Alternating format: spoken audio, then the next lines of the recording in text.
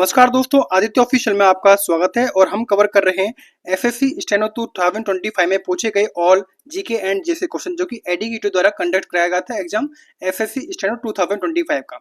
तो आज का हमारा फोर्थ टॉपिक है, ध्यान रखना, आज का हमारा फोर्थ टॉपिक है जिसमें हम कवर करेंगे ऑल आर्ट एंड कल्चर के क्वेश्चन जो कि पूछे गए हैं एसएससी स्टेनो 2025 के एग्जाम में। अगर आपको इससे पहले के 3 सेशन यानी कि हमने कर ली है स्पोर्ट के क्वेश्चन जो स्पोर्ट में पूछे गए हैं, सेकंड हमारा था बेसिकली, इससे पहले हम कर चुके हैं मॉडर्न हिस्ट्री क्वेश्चन, क्या कर चुके हैं हम मॉडर्न हिस्ट्री के क्वेश्चन में हम कंप्लीट कर चुके हैं। और तीसरा सेशन था हमारा साइंस का जिसमें हमने फिजिक्स केमिस्ट्री एंड बायो से संबंधित जो क्वेश्चन पूछे गए थे वो हमने कंप्लीट कर लिए हैं और आज हमारा फोर्थ सेशन है। अगर आपको 3 सेशन कंप्लीट करने हैं तो प्लेलिस्ट में लिंक है, वहां पे जाकर आप उनका प्रैक्टिस कर सकते हैं जो कि आपके आने वाले 25 एंड 26 के एग्जाम के लिए काफी बेनिफिशियल होने वाले हैं। तो बेसिकली टोटल शिफ्ट पूछी गई थी, 9 शिफ्ट में एग्जाम कंडक्ट कराया गया था। टोटल क्वेश्चन रहेंगे यहाँ पर 30 प्लस यहाँ पर क्वेश्चन है आर्ट एंड कल्चर के। कुछ क्वेश्चन नए हैं जो कि आपने पढ़े नहीं है। तो स्टार्ट करते हैं बिना किसी देरी के। सेशन बाइलिंगुअल रहेगा। फर्स्ट क्वेश्चन है अंतरराष्ट्रीय बुकर पुरस्कार से सम्मानित पहली Hindi film tomb of sand के लेखक का क्या नाम है? तो टॉम्ब ऑफ सैंड के लेखक का नाम रहेगा बेसिकली गीतांजलि श्री। ध्यान रखना है, गीतांजलि श्री यहाँ पर करेक्ट आंसर रहेगा, यानी कि जो ए ऑप्शन है वो यहाँ पर करेक्ट है। नेक्स्ट क्वेश्चन रहेगा निम्नलिखित में से कौन सी वास्तु शैली इन विशेषताओं से परिभाषित होती है? रिब्ड वॉल्ट, नुकीले मेहराब, फ्लाइंग बट्रेस और रंगीन कांच की खिड़कियां। ये जो विशेषताएं दी गई हैं तो ये बेसिकली किस शैली की विशेषता है? तो ये रहेंगी बेसिकली किसकी? गोथिक वास्तुकला की। रखना है, जो गोथिक वास्तुकला है ये इन सभी की विशेषताएं हैं, रेड वॉल्ट, नुकीले मेहराब, फ्लाइंग बट्रेस और रंगीन कांच की खिड़कियां। तो यहाँ पर जो डी ऑप्शन रहेगा वह करेक्ट रहेगा। नेक्स्ट आगे बढ़ते हैं। क्वेश्चन क्या है? निम्नलिखित में से कौन सा नृत्य भारतीय शास्त्रीय नृत्य के रूप में मान्यता प्राप्त है? तो ये कौन सा रहेगा? तो ये रहेगा बेसिकली भरतनाट्यम। ध्यान रखना, भरतनाट्यम यहाँ पर करेक्ट ऑप्शन रहेगा, यानी कि जो ए ऑप्शन है वह यहाँ पर करेक्ट है। नेक्स्ट आगे बढ़ते हैं। क्वेश्चन क्या है? निम्नलिखित लोक रूपों का मिलान कीजिए। तो बेसिकली यहाँ पर जो फर्स्ट कॉलम था एंड सेकंड कॉलम था उसको पहले से ही आपको अरेंज कर प्रोवाइड किया गया है। सोहर, सोहर की बात करते हैं तो जन्म उत्सव के दौरान गाया जाने वाला यह गीत सांस्कृतिक सम्मिश्रण को दर्शाता है। नेक्स्ट है छकरी, छकरी का संबंध आता है रबाब, सारंगी, तुक कनारी के साथ कश्मीरी समूह गीत होता है। नेक्स्ट आगे बढ़ते हैं। नेक्स्ट रहेगा लेमेन, लेमेन रहता है पहाड़ियों की चोटियों पर लड़के लड़कियों द्वारा गाया जाने वाला एक प्रेम गीत होता है। कजरी, वर्षा ऋतु में रात भर गाए जाने वाले महिला गीत होते हैं जो कि अर्धवृत्ताकार नृत्य के रूप में प्रदर्शित किए जाते हैं। नेक्स्ट आगे बढ़ते हैं। क्वेश्चन क्या है? जिक्र, जिक्र लोक संगीत परंपरा किस राज्य में लोकप्रिय है? तो जिक्र जो लोक संगीत रहता है यह रहता है, इसका संबंध आता है बेसिकली असम स्टेट से। ध्यान रखना है, असम स्टेट इसका करेक्ट आंसर है, यानी कि जो ए ऑप्शन रहेगा वो यहाँ पर करेक्ट रहेगा। नेक्स्ट आगे बढ़ते हैं। क्वेश्चन क्या है? किस भारतीय अमेरिकी लेखक ने द नेम सेक लिखी जिसे बाद में फिल्म में रूपांतरित किया था? तो कौन है अमेरिकी भारतीय लेखक? कौन है भारतीय अमेरिकी लेखक? तो इसका जो राइट आंसर रहेगा तो वो रहेगा झुम्पा लाहिड़ी। ध्यान रखना है, झुम्पा लाहिड़ी रहेंगी जिन्होंने द नेमसेक पुस्तक लिखी है। तो इसका जो राइट आंसर रहेगा वो रहेगा बी ऑप्शन यहाँ पर करेक्ट है। नेक्स्ट आगे बढ़ते हैं। क्वेश्चन रहेगा यूनेस्को ने किस वर्ष दुर्गा पूजा को अमूर्त सांस्कृतिक विरासत के रूप में मान्यता दी थी? तो यूनेस्को के द्वारा दुर्गा पूजा को अमूर्त सांस्कृतिक विरासत के रूप में मान्यता दी है किस ईयर में? तो ये रहेगा 2021 में। ध्यान रखना है, 2021 में दुर्गा पूजा को यूनेस्को ने अमूर्त सांस्कृतिक विरासत के रूप में दर्जा दिया है। तो यहाँ पर जो ऑप्शन रहेगा वो रहेगा डी ऑप्शन करेक्ट है। नेक्स्ट आगे बढ़ते हैं। क्वेश्चन है कथक शास्त्रीय नृत्य शैली भारत के किस क्षेत्र में विकसित हुई? तो कथक का संबंध आता है बेसिकली उत्तर भारत में। ध्यान रखना है, उत्तर भारत इसका यहाँ पर करेक्ट आंसर रहेगा, यानी कि जो बी ऑप्शन रहेगा वो यहाँ पर करेक्ट है। नेक्स्ट आगे बढ़ते हैं। मुगल प्रशासन के संदर्भ में किसे शेखजादा या फिर हिंदुस्तानी कहा जाता था? तो बेसिकली शेखजादा किसको कहते थे? तो ये कहते थे मुगल शासन के दौरान, क्या है, मुगल शासन के दौरान प्रशासनिक पदों पर आसीन रहे मूल निवासी मुसलमान कहलाते थे शेखजादा या फिर हिंदुस्तानी। तो यहाँ पर जो डी ऑप्शन रहेगा वह करेक्ट रहेगा। नेक्स्ट आगे बढ़ते हैं। क्वेश्चन क्या है? कौन सा स्मारक, क्वेश्चन है कौन सा स्मारक और उसकी वास्तु शैली का सही युग्म है? तो बेसिकली बात की जाए तो जो कुतुब मीनार है, क्या रहेगा? सही युग में पूछा है कुतुब मीनार। कुतुब मीनार का संबंध आता है भारत इस्लामी शैली से। तो यहाँ पर जो बी ऑप्शन रहेगा वो करेक्ट रहेगा।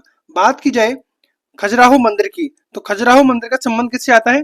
खजुराहो मंदिर का संबंध आता है बेसिकली नागर शैली से। ध्यान रखना है, खजुराहो मंदिर का संबंध आता है नागर शैली से। इंडिया गेट का संबंध किससे आता है? तो इंडिया गेट का संबंध आता है बेसिकली, ये है ब्रिटिश औपनिवेशिक शैली है, इसका संबंध आता है ब्रिटिश औपनिवेशिक शैली से। लोटस टेम्पल, लोटस टेम्पल रहेगा बेसिकली, यह आधुनिक वास्तुकला है, ध्यान रखना है, जो लोटस टेम्पल है वह आधुनिक वास्तुकला रहेगी। तो यहाँ पर जो करेक्ट आंसर रहेगा उसका रहेगा बी ऑप्शन यहाँ पर करेक्ट है। नेक्स्ट आगे बढ़ते हैं। क्वेश्चन है, कौन सा शास्त्रीय नृत्य आंध्र प्रदेश से उत्पन्न हुआ और इसमें गायन और नृत्य दोनों सम्मिलित होते हैं? तो कौन सा रहेगा? तो आंध्र प्रदेश का रहेगा बेसिकली कुचिपुड़ी, ध्यान रखना है, आंध्र प्रदेश का रहेगा कुचिपुड़ी, यानी कि जो डी ऑप्शन है वह यहाँ पर करेक्ट रहेगा। नेक्स्ट आगे बढ़ते हैं। क्वेश्चन क्या है, गणेश चतुर्थी जो विशेष रूप से झारखंड में, सॉरी महाराष्ट्र में व्यापक रूप से मनाई जाती है, इसका संबंध किससे है? तो गणेश चतुर्थी का त्योहार मनाया जाता है महाराष्ट्र स्टेट में, तो इनका संबंध आता है भगवान गणेश जी के जन्म से। तो यहाँ पर जो राइट आंसर रहेगा वो रहेगा सी ऑप्शन यहाँ पर करेक्ट रहेगा। नेक्स्ट आगे बढ़ते हैं। क्वेश्चन है, हिंदुस्तानी शास्त्रीय गायन की प्रमुख विधाओं में से एक कौन सी है? तो हिंदुस्तानी शास्त्रीय गायन की प्रमुख विधाओं में से एक रहेगी बेसिकली ध्रुपद। कौन सी है? ध्रुपद यहाँ पर करेक्ट आंसर रहेगा, यानी कि जो बी ऑप्शन है वो यहाँ पर करेक्ट रहेगा। नेक्स्ट क्वेश्चन क्या है, विनोद कुमार शुक्ल, क्या है? विनोद कुमार शुक्ल का पहला प्रकाशित कविता संग्रह कौन सा था? तो विनोद कुमार शुक्ल का पहला प्रकाशित कविता संग्रह रहेगा बेसिकली, क्या है? लगभाग जय हिंद। क्या रहेगा? लगभाग जय हिंद, यानी कि जो ए ऑप्शन है वो यहाँ पर करेक्ट रहेगा। नेक्स्ट क्वेश्चन है, कर्नाटक वाद्य यंत्रों के बारे में कौन सा कथन सही है? पहला कथन क्या है कि मृदंगम एक मधुर ताल वाद्य यंत्र है जिसका प्रयोग राग की रूपरेखा बनाने के लिए किया जाता है।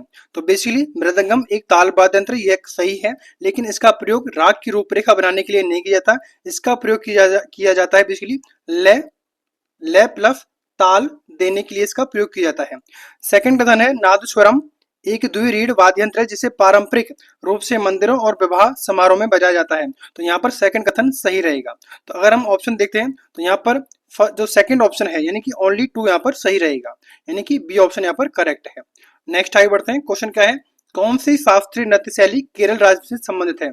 तो केरल राज्य में कौन सा शास्त्रीय नृत्य रहेगा? तो केरल राज्य में रहेगा बेसिकली कथकली, ध्यान रखना है, कथकली का संबंध आता है केरल स्टेट से, यानी कि जो बी ऑप्शन है वह यहाँ पर करेक्ट रहेगा। नेक्स्ट आगे बढ़ते हैं। क्वेश्चन क्या है, गीतांजलि के लिए साहित्य में नोबेल पुरस्कार प्राप्त करने वाले पहले भारतीय कौन थे? तो गीतांजलि के लिए साहित्य में नोबेल पुरस्कार प्राप्त करने वाले रहेंगे बेसिकली रविंद्रनाथ टैगोर, ध्यान रखना है, रविंद्रनाथ टैगोर रहेंगे, यानी कि जो बी ऑप्शन है वो यहाँ पर करेक्ट है। नेक्स्ट है गुड़ी पड़वा त्योहार, गुड़ी पड़वा त्योहार के बारे में कौन सा कथन सत्य है? तो गुड़ी पड़वा त्योहार की हम बात करते हैं।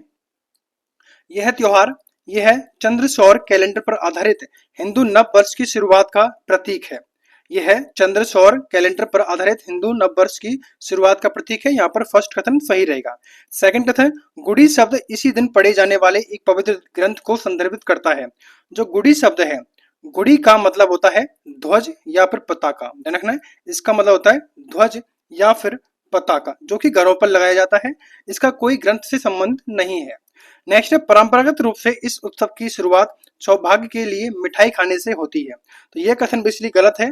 असल में परंपरा पहले नीम की पत्तियों और गुड़ खाए जाते हैं, ताकि इसमें क्या होता है, पहले नीम प्लस गुड़ की पत्तियों का इसमें इस्तेमाल किया था जो कि खाने की यूज में काम में ली जाती हैं, ताकि साल भर स्वस्थ और स्वास्थ्यवर्धक रहे। तो इसलिए जो सेकंड कथन गलत है एंड थर्ड भी यहाँ पर गलत है, ओनली फर्स्ट कथन यहाँ पर सही रहेगा। ध्यान रखना है क्या रहेगा, तो इसमें क्या पूछा है, इसमें पूछा है कथन सही है, तो यहाँ पर रहेगा ओनली 1 यहाँ पर करेक्ट रहेगा, यानी कि डी ऑप्शन यहाँ पर करेक्ट है। नेक्स्ट आगे बढ़ते हैं। क्वेश्चन क्या है, कौन सा नृत्य पंजाब की पारंपरिक सांस्कृतिक विरासत से जुड़ा है? तो ये कौन सा जुड़ा है, तो ये रहेगा बेसिकली भांगड़ा, भांगड़ा यानी कि सी ऑप्शन यहाँ पर करेक्ट रहेगा। नेक्स्ट आगे बढ़ते हैं। कर्नाटक संगीत की त्रिमूर्ति के बारे में निम्नलिखित कथनों पर विचार करें और सही विकल्प का चयन करें। फर्स्ट कथन क्या है कि त्यागराज, मुथुस्वामी दीक्षितार और श्यामा शास्त्री 17वीं शताब्दी में हुए थे। तो बिचली इनका संबंध 17वीं शताब्दी में ना आकर इनका संबंध आता है 18वीं से 19वीं शताब्दी। क्या आता है, 18वीं से 19वीं शताब्दी से इनका संबंध है। सेकंड कथन है, त्रिमूर्ति ने कृति रूप को उनकी सर्वोच्च कलात्मक अभिव्यक्ति तक पहुंचाया। तो यहाँ पर जो सेकंड कथन रहेगा वह सही रहेगा। तो सही कथन चूज करना था, तो ओनली सेकंड यहाँ पर करेक्ट रहेगा, यानी कि बी ऑप्शन यहाँ पर करेक्ट है। नेक्स्ट आगे बढ़ते हैं। भारत के शास्त्रीय नृत्यों में से क्षत्रिय नृत्य की शुरुआत किस संत ने की थी? तो क्षत्रिय नृत्य की शुरुआत करने वाले थे कौन? शंकर देव। तो ये रहेंगे शंकर देव यहाँ पर करेक्ट आंसर रहेगा, यानी कि ए ऑप्शन यहाँ पर करेक्ट है। नेक्स्ट आगे बढ़ते हैं। बिहू लोक संगीत और नृत्य का पारंपरिक रूप भारत के किस राज्य से जुड़ा है? तो बिहू का संबंध आता है बेसिकली असम स्टेट से, यानी कि जो सी ऑप्शन रहेगा वो यहाँ पर करेक्ट रहेगा। नेक्स्ट है, असम में मनाया जाने वाला बिहू पर्व किस अवसर पर आयोजित किया जाता है? तो असम में बिहू त्योहार मनाया जाता है और इसका जो आयोजन है वह किया जाता है नई फसल का स्वागत करने के लिए। तो यानी कि जो बी ऑप्शन रहेगा वो यहाँ पर करेक्ट है। नेक्स्ट रहेगा, वेसर शैली किस दो स्थापत्य शैलियों का सम्मेलन है? तो बेसर शैली रहेगी बेसिकली द्रविड़ और नागर शैलियों का मिश्रण रहेगा बेसर शैली, यानी कि जो सी ऑप्शन रहेगा वो यहाँ पर करेक्ट रहेगा। नेक्स्ट आगे बढ़ते हैं, क्वेश्चन क्या है? The God of small thing, the God of small thing का लेखक कौन था? तो गॉड ऑफ स्मॉल थिंग का लेखक रहेंगे अरुंधति रॉय, यानी कि जो सी ऑप्शन रहेगा यहाँ पर वो करेक्ट रहेगा। नेक्स्ट आगे बढ़ते हैं, क्वेश्चन क्या है? अजमेर शरीफ के उर्स के बारे में कौन सा कथन सही है? तो यहाँ पर कथन की बात की जाए तो यहाँ पर यह चंद्र कैलेंडर का अनुसरण करता है और संत की मृत्यु का प्रतीक है। तो बेसिकली यहाँ पर यह करेक्ट रहेगा, फर्स्ट कथन सही है। सेकंड कथन, यह सौर कैलेंडर के आधार पर प्रतिवर्ष यह सौर कैलेंडर के आधार पर प्रतिवर्ष मनाया जाता है, यह गलत है, यह है चंद्र कैलेंडर पर आधारित है, जैसा कि फर्स्ट कथन में आपको प्रोवाइड किया गया है। थर्ड कथन कहता है ये ख्वाजा मोइनुद्दीन चिश्ती की जयंती का प्रतीक है, बिजली जयंती का प्रतीक नहीं है, इस दिन इनकी इनकी मृत्यु तिथि का प्रतीक है, ध्यान रखना है, मृत्यु तिथि का यह प्रतीक है।